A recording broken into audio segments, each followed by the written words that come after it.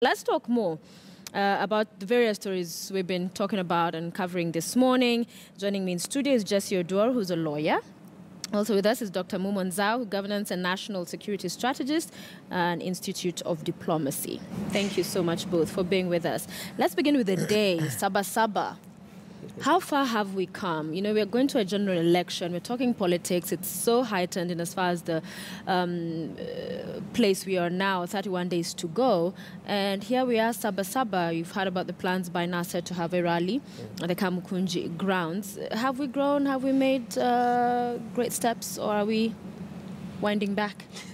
Thank you, Sophia. I think as a country, we've come from really far. When Saba Saba, the moment you mention Saba Saba, you still remember the battles that people were having in the streets. So that is the first thing that comes to your mind when you hear the name Saba Saba.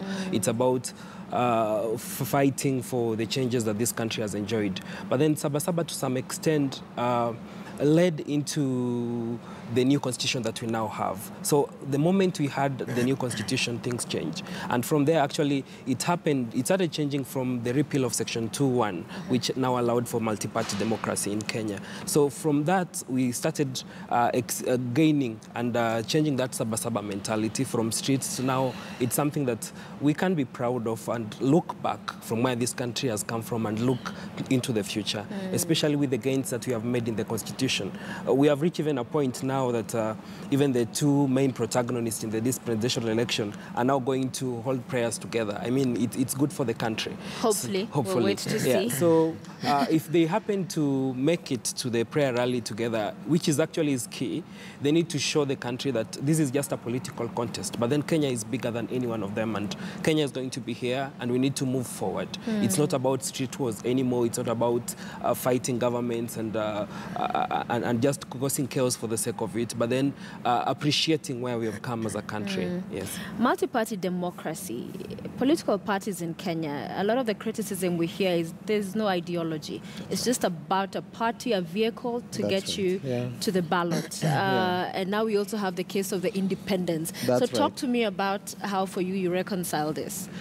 Well, they are parties, though, but if we follow the ideal definitions by political scientists, you know, people like Duverger and the others, we really don't have the ideal of what parties are. But of course, Kenya has come from far, like my colleague said, and the political space has opened, and what we are doing now is to build institutions, and we should really put all our hope in these institutions. The Constitution, the 2010 Constitution, galvanized the whole process. It fortified our move towards, you know,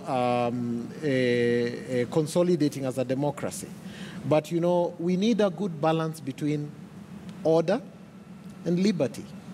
The political space was opened with, you know, the repealing of Section 2A, and we have now our multi-party system.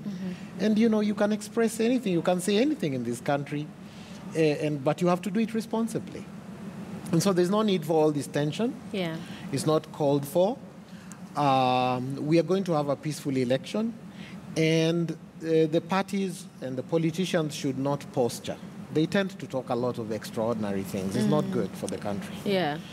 They need to not posture and cast aspersions or point fingers. I trust fully in the judiciary. I trust fully in the IEBC. I trust fully in the security organs of the state, because that is the only way you can have order. But you need space for liberty. And where your freedom ends is where that of your neighbor begins. And you shouldn't stone your neighbors. Well, what are you going to have tomorrow? All right. So we have to respect that. You have to respect one another. All right. We're going to take a break here on News Center, and we'll be back with more news. Remember, we're covering for you and following that story from the judiciary, that ruling expected in the next maybe 10 or so minutes. We'll be bringing it to you right here on KTN News. Please stay with us.